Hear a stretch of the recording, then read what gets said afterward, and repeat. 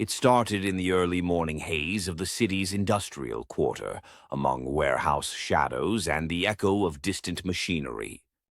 Bruce Banner had planned for a quiet day, collect data for a research project, avoid attention, maybe even walk home undisturbed.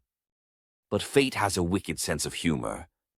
On the edge of a deserted shipping yard, he heard the commotion before he saw it. The shuddering of steel containers, the thunderous thumps, the shrill alarms tripped by an uninvited guest. Banner moved faster, his heartbeat quickening with each stride. Witnesses had already scattered, leaving only the cause of all this chaos. A colossal silverback gorilla, standing nearly 12 feet tall, muscles rippling under matted fur, eyes flickering with wild intelligence and a fury that put most human tempers to shame. Where it came from, no one could say. Lab experiment gone wrong, escaped from a billionaire's secret menagerie. Either way, it was angry, and growing angrier by the second.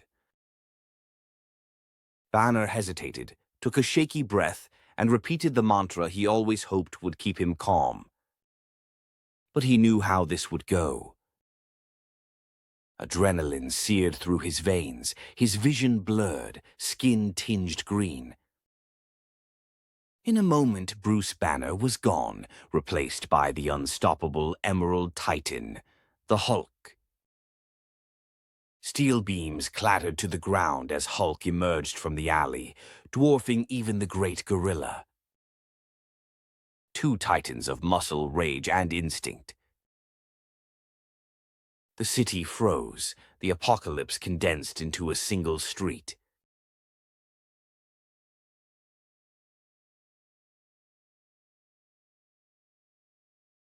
The gorilla charged first, bellowing so loud it rattled glass in neighboring buildings. Its fist struck the pavement, sending cracks spiderwebbing through concrete. Hulk stood his ground, grunted in reply, and braced for collision. They met like living battering rams. Gorilla's fist, the size of a motorcycle, swung in an unpredictable arc. Hulk caught it mid-air, the shockwave from the impact sending trash cans tumbling and car alarms wailing. For a heartbeat, they locked eyes, animal to monster, fury to fury, no turning back. Blows traded, neither subtle nor sophisticated. A haymaker from Hulk sent the gorilla sprawling through the wall of an abandoned office. Rubble rained onto the street. But the gorilla rose, teeth bared, and hurled a twisted streetlight with deft, terrifying accuracy. It smacked Hulk straight in the chest, actually making him stagger. The gorilla pressed the advantage, bounding in for a headlock. The two figures tumbled, grappling with pure brute force, a wrestling match of prehistoric proportions. Windows shattered from the vibrations. Distant sirens grew closer, but no one dared intervene. For all its rage, the gorilla didn't fight like some mindless beast. It was calculating, adapting. It bit, it feinted, it used anything it could as a weapon. A shipping crate slammed into Hulk's back, briefly pinning him. Then, with a roar that seemed to shake the clouds, Hulk exploded upward, sending the crate and gorilla skyward. The gorilla righted itself mid-air, landing with gymnast grace. It tore a fire hydrant from the sidewalk and sprayed Hulk with a geyser of water, hoping to blind him. Hulk grimaced, wiped his face, and retaliated by snatching up a half-ton section of torn-up asphalt. He hurled it like a discus, sending the gorilla skidding across the dock. By now, the entire block was a crater-ridden battlefield.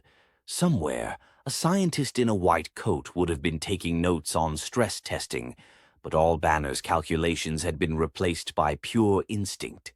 The gorilla slowed, panting, but not yet defeated. It pounded its chest in furious defiance, issuing a challenge. Hulk, in turn, flexed his green fists, eyes burning with that familiar spark. For one endless moment, the world seemed to hold its breath. Then the gorilla lunged again. This time, Hulk was ready. A bone-rattling slam.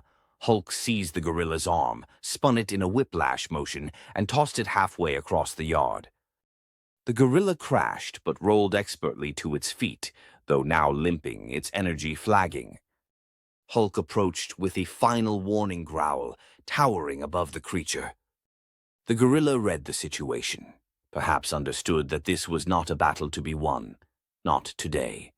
With a battered dignity, it turned, chest heaving, and retreated into the labyrinth of ruins. Hulk waited, watching as the gorilla disappeared into the haze, then let the anger drain from his sinews, muscles shrinking, green fading. Banner returned, bruised yet unbroken, left wondering at the randomness of this world. A city, a gorilla, and a monster, all survivors in their own way. In the aftermath, as officials crept back and the first rays of sun caught the dust in the air, only one fact remained certain. The city would be telling stories of the day an unstoppable force and an immovable beast turned the street into an arena. And for a time, nothing else in the world seemed quite as important.